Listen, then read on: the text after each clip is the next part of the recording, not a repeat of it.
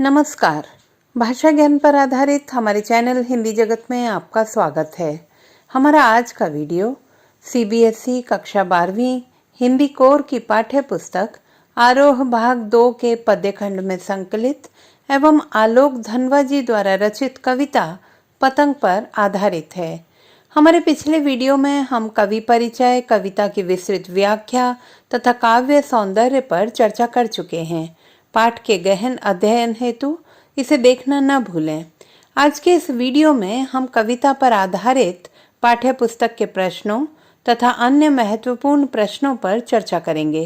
तो आइए प्रारंभ करते हैं पाठ्य पुस्तक के प्रश्नोत्तर से। प्रश्न 1। सबसे तेज बौछारें गईं भादों गया के बाद प्रकृति में जो परिवर्तन कवि ने दिखाया है उसका वर्णन अपने शब्दों में करें। उत्तर। कविता पतंग में कवि ने भादो मास की विदाई के पश्चात प्रकृति में आए परिवर्तनों का सुंदर वर्णन किया है। भादो माह में तेज बौछारों के रूप में वर्षा होती है। इस माह की समाप्ति के साथ ही शरद का आगमन होता है। मौसम खुल जाता है और प्रकृति में विविध परिवर्तन दिखाई देने लगते हैं। सुबह का सूरज खरगोश की आंखों के समान लाल दिखाई देता है। वातावरण साफ और धुला हुआ सा लगता है। चमकीली धूप के साथ साथ फूलों पर तितलियां मंडराती दिखाई देती हैं। हवा सुगंधित, शीतल, मंद एवं सुखद हो जाती है। मुलायम आकाश के साथ यह मौसम पतंगबाजी के लिए पूर्णतया उपयुक्त होता है। प्रश्न 2। सोचकर बताएं कि पतंग के लिए सबसे हल्की और रंगीन चीज, सबसे पतला कागज, सबसे पतली कमानी जैसे विशेषणों का प्रयोग क्यों किया गया है? उत्तर। सबसे हल्की और रंगीन चीज, सबसे पतला कागज तथा सबसे पतली कमानी जैसे विशेषणों के प्रयोग के माध्यम से कवि पतंग की विशेषताओं तथा बाल सुलभ चेष्टाओं को बताना चाहता है। एक तरफ वह इन विशेषणों के माध्यम से पाठकों में पतंग के प्रति जिज्ञासा, कौतूहल और आकर्षण जागृत करना चाहता है, वहीं दूसरी ओर वह बच्चों की कोमल, निश्चल भावनाओं और रंगीन कल्पनाओं को आकाश की ऊंचाइयों में उड़ती हल्की एवं रंग बिरंगी पतंग के समतुल्य बताता है। प्रश्न 3। बिंब स्पष्ट करें। सबसे तेज बौछारें गईं भादों गया, सवेरा हुआ, खरगोश की आंखों जैसा लाल सवेरा। शरद आया पुलों को पार करते हुए, अपनी नई चमकीली साइकिल तेज चलाते हुए, घंटी बजाते हुए जोर जोर से, चमकीले इशारों से बुलाते हुए, पतंग उड़ाने वाले बच्चों के झुंड को चमकीले इशारों से बुलाते हुए और आकाश को इतना मुलायम बनाते हुए कि पतंग ऊपर उठ सके। उत्तर। इस अंश में मुख्यतः स्थिर एवं गतिशील दृश्य बिंबों को उकेरा गया है। तेज बौछारें, गतिशील दृश्य बिंब, सवेरा हुआ, स्थिर दृश्य बिंब, खरगोश की आंखों जैसा लाल सवेरा, स्थिर दृश्य बिंब, पुलों को पार करते हुए, गतिशील दृश्य बिंब, अपनी नई चमकीली साइकिल तेज चलाते हुए, गतिशील दृश्य बिंब, घंटी बजाते हुए जोर जोर से, श्रव्य बिंब, चमकीले इशारों से बुलाते हुए, गतिशील दृश्य बिंब, आकाश को इतना मुलायम बनाते हुए, स्पर्श दृश्य बिंब, पतंग ऊपर उठ सके, गतिशील दृश्य बिंब। प्रश्न 4।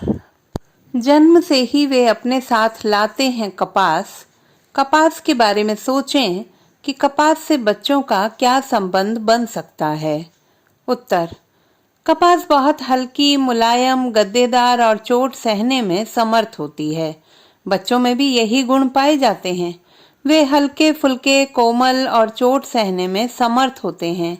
इसीलिए खेलते हुए ऊंचाई से कूदकर भी वे चोट नहीं खाते। कपास बच्चों की कोमल भावनाओं और मासूमियत की भी प्रतीक है। प्रश्न 5। पतंगों के साथ साथ वे भी उड़ रहे हैं, बच्चों का उड़ान से कैसा संबंध बनता है? उत्तर। पतंग उड़ाते समय बच्चे अत्यधिक उत्साहित होते हैं। पतंग बच्चों की कोमल भावनाओं की परिचायक है।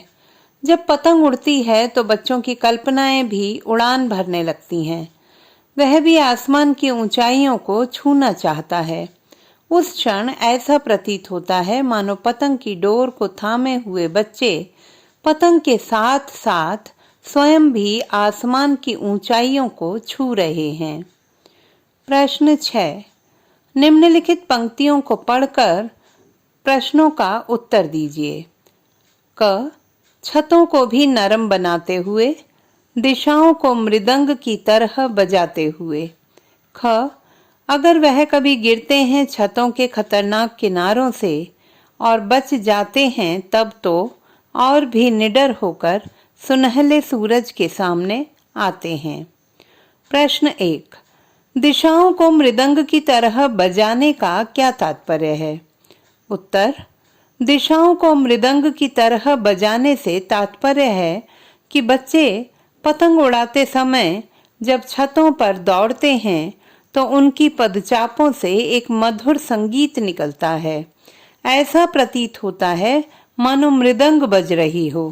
यही ध्वनि धीरे धीरे सारी दिशाओं में गूंजने लगती है।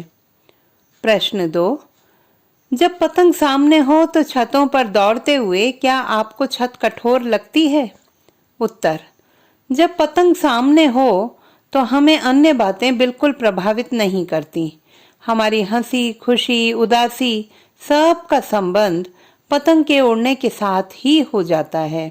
इसीलिए कठोर छतों पर कूदते हुए भी हमें जरा भी कठोरता का एहसास नहीं होता।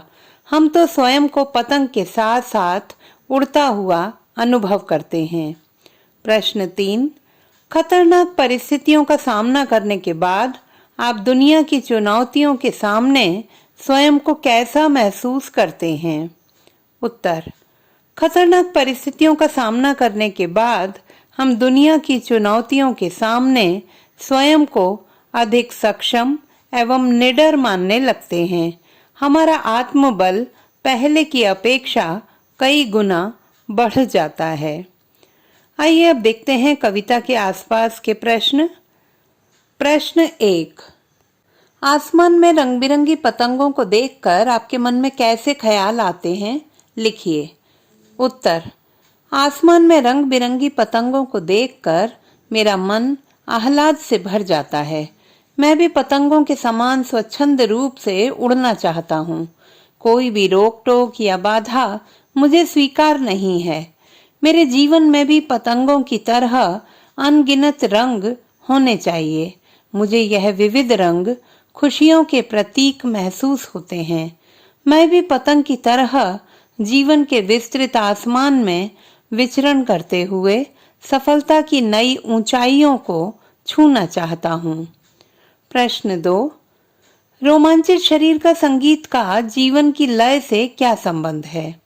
उत्तर। रोमांचित शरीर का संगीत जीवन की लय से उत्पन्न होता है। जब हम किसी कार्य में पूरी तरह तल्लीन हो जाते हैं तो हमारे शरीर में एक निश्चित गति अथवा लय आ जाती है। हमारा शरीर रोमांचित हो उठता है। मन के अनुकूल कार्य करने से हमारा शरीर भी उसी लय के अनुरूप कार्य करता है। प्रश्न 3। महज एक धागे के सहारे पतंगों की धड़कती ऊंचाइयां उन्हें कैसे थाम लेती हैं?